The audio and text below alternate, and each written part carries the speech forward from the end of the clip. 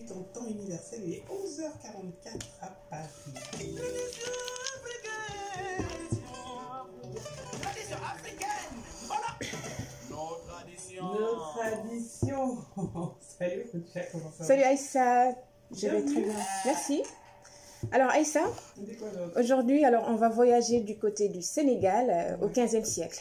En fait, entre 15e siècle jusqu'au 20e siècle. Exactement. Alors, nous allons parler des signares. Je ne sais pas si on connaît l'histoire des signares ou pas. Donc voilà, les signares, alors ce sont des femmes métisses issues d'union de Portugais avec des Sénégalaises.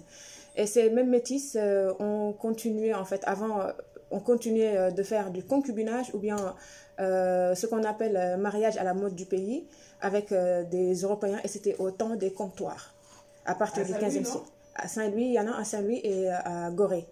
Alors, le mot signare nous vient du mot portugais señora, qui veut dire dame en français, tout simplement.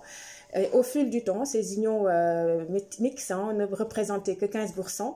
Et pour le reste, ce fut des mariages endogamiques, c'est-à-dire une fois que les métis se sont bien multipliés, en fait, qu'il y a eu beaucoup de métis. Vas-y, si tu... Non, vas-y. Donc, en fait, quand les métis peut-être représentaient 80% de leur groupe, et c'est là qu'ils ont commencé à faire ce qu'on appelle un mariage endogamique, c'est-à-dire ils ne se mariaient qu'entre eux, d'accord? Et ces unions mixtes, il y a d'autres personnes qui disent que certains étaient élitistes, pour la simple raison que certaines de ces femmes à la base faisaient partie de l'aristocratie sénégalaise, ce qui leur donnait le pouvoir de faire pression parfois même sur les gouverneurs, les officiers européens, et d'autres femmes métissées aussi naissaient parfois du viol des esclaves. C'est-à-dire, comme par exemple, quand il y a une esclave, soit qui fait partie d'une maison ou bien qui attendait à la maison des esclaves pour se faire déporter, parfois il se trouvait que un des colons venait violer. Et si la femme accouche, en fait, tombe enceinte, ça peut la sauver pour qu'on la franchisse et qu'on elle devient une concubine, je vais y arriver.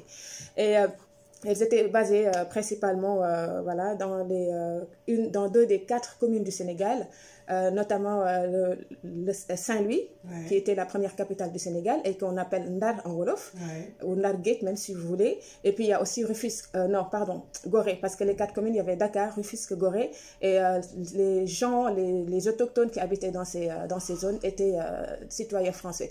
Donc nous, le bas peuple, nous qui habitons à l'intérieur du Sénégal, nous on était des indigènes. Hein? C'est pas juste ça, d'accord? Des indigènes. Alors, en fait, je te jure, c'était ça l'époque. Alors, ces métis, en fait, pourquoi elles avaient décidé de se marier qu'entre elles? En fait, c'était dans le but de préserver bien leurs biens matériels accumulés depuis des générations et des générations. Et au début, certains avaient fait de mariages d'affaires, c'est-à-dire des mariages d'affaires étaient conclus entre un chef de village ou bien un roi avec un riche commerçant européen, voilà, pour que l'argent reste peut-être dans le pays. Et d'autres étaient aussi gouvernantes des colons. Oui. Après, ça s'est terminé par un concubinage ou bien par un mariage à la mode du pays. Alors, les colons, ce qu'il faut savoir aussi, ce qui a accentué ça, c'est que les colons, à cette époque, n'avaient pas le droit de venir avec leur famille dans les colonies. Parce qu'ils voulaient éviter les risques sanitaires, notamment les maladies, la chaleur, le paludisme, la choléra, fièvre jaune et j'en passe. Et donc, du coup, comme on est tous des humains, des hommes qui restent sur place pendant des années et des années, et qu'on trouve des belles femmes, alors là, tu vois, le mélange va se faire tout de suite. Alors, d'ailleurs, ces concubinages, en fait, le mot concubinage, quand on le dit sur l'histoire des signares, ça veut dire mariage à la mode du pays. Et en fait, ceci veut dire tout simplement que quand l'officier arrive, il va prendre une femme sénégalaise. Et puis, quand il doit partir, quand il doit rentrer en France, il laisse tous ses biens à la femme et à ses enfants. Et parfois, apparemment, il arrivait que la même femme épouse 4, 5 officiers qui ont occupé le même poste, tu vois. Oui, ça existait. C'était des mariages d'intérêt, hein. C'était bien des mariages d'intérêt. Et en fait, tu vois, les métis, elles représentaient, disons, une culture comment on appelle ça, une civilisation intermédiaire entre la civilisation sénégalaise ou africaine et la civilisation européenne. Et elles avaient installé un système qu'on appelle le système matriarcat, où c'est les femmes qui dirigeaient, tout simplement. Ouais. Et d'ailleurs, c'était des femmes d'affaires redoutables apparemment en affaires. Alors, ils étaient capables même de faire pression sur les gouverneurs ou même sur les officiers, tellement elles avaient le pouvoir, elles étaient puissantes.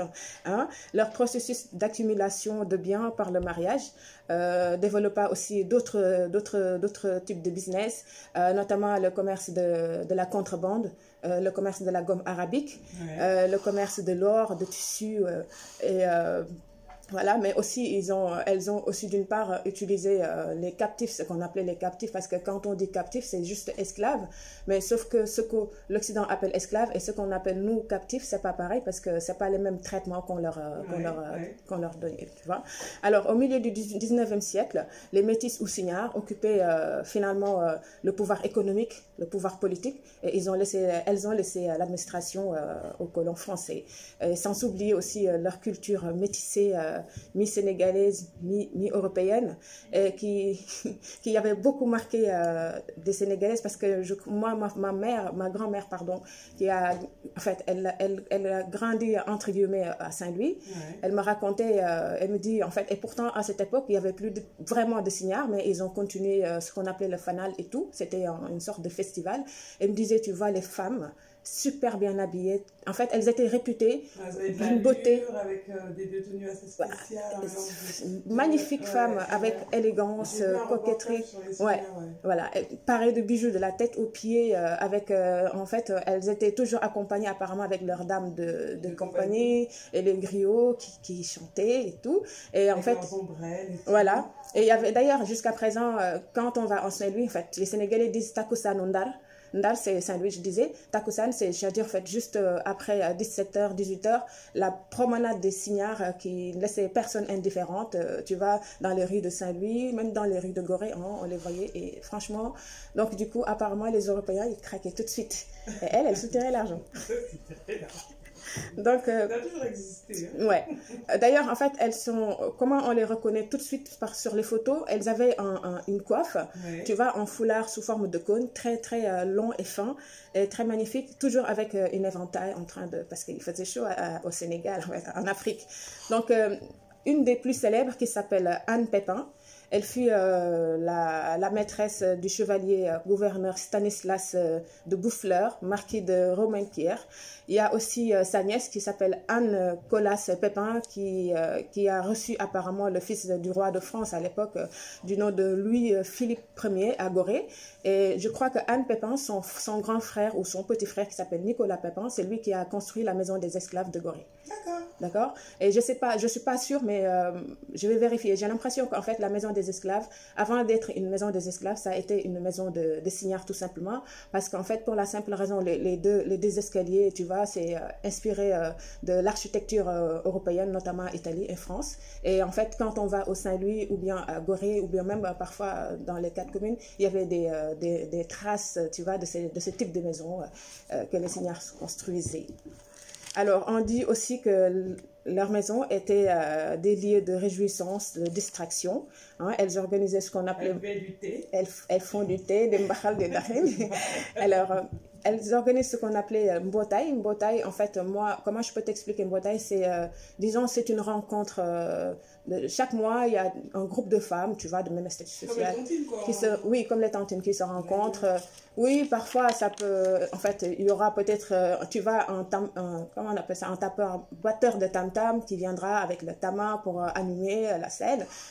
Et puis voilà, ça mange. Et puis ça discute aussi business parce que c'est pas seulement juste pour s'amuser.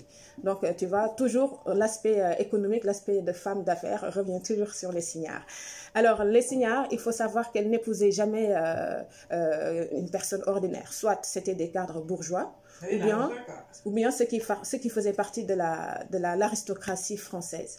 Alors, c'est fini? Oui. Ok, bah chers auditeurs, si vous êtes intéressés au sujet, allez regarder sur YouTube ou bien sur Google. Vous pourrez trouver plein d'articles qui parlent des signares. Merci beaucoup. Merci Aïssa. À la semaine prochaine.